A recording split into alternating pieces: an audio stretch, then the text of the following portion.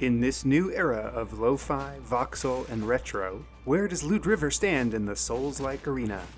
Will it scratch your masochistic itch and feed your controller vibes, or will it just leave you raw and frustrated? Watch on and find out. My name is Thoraxe, and this is Strategy for Busy People. If you've got a few minutes, I'll tell you what to play.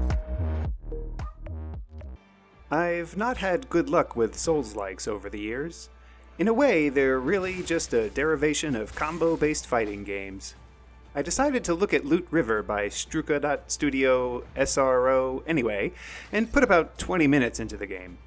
While combos ended up inadvertently existing in things like Street Fighter II, Tekken was the first game for me where learning the sequence of button presses was key. Somewhere along the way, though, I soured on the whole procedural button pressing. Souls-likes take procedural button pressing to a new high, and Loot River is not really any exception, but like I'm finding with many games these days, it also doesn't do you any favors in even helping explain what's going on. You get your butt kicked really fast, and more or less realize that you're immortal or undead or both, perhaps. Much like Hell is Others, check out my review.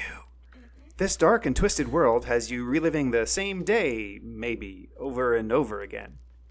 The rogue element comes into play with the realization that every weapon or item you may pick up is likely to have unknown consequences for its use.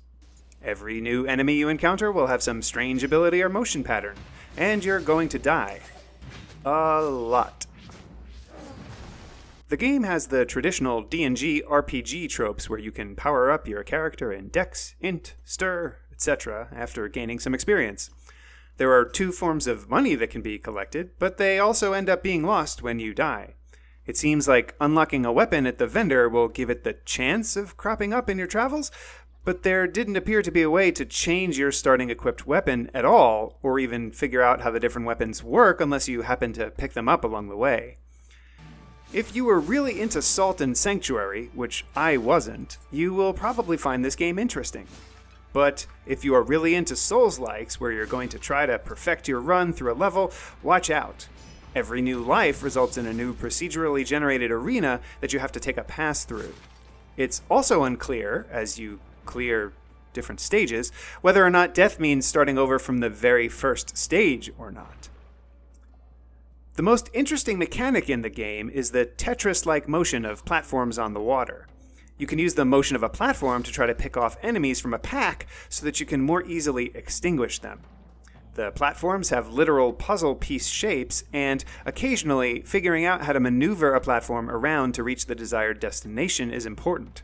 For example, a treasure chest was a little bit higher up, which required this stairs-equipped platform to get to, but that platform had to be dug out from some other platforms that were blocking it before it could be used. Before I give my final verdict, take a moment to like this video and subscribe to the channel. Don't forget to share with your friends. Agree with me? Disagree with me? Or want to see other content? Let me know in the comments below. Want to try this game yourself? Check out my humble affiliate link below. And if you want to support me in making more of these videos, become a patron on Patreon. Your support really makes a difference. The final verdict. It's not that this is a bad game. It clearly has a lot of strategic depth, interesting character progression, lots of weapons and effects, spells, and more. There's a lot to get into here. But it seems similar to Hell is Others or Hotline Miami, in which you're going to die an awful lot. Except that in Loot River, you end up having a new map every time you die. Look, if you want to spend a lot of time learning the different weapons, running back to home base frequently, dying constantly, and generally being frustrated in the way that only frustrating games can make you happy, then this might be for you. On my trademarked 3-point score scale of avoid, meh, and I forgot to eat, I put this one back into the box pretty quickly, but not because it's trash. It's just not my kind of trash. Meh.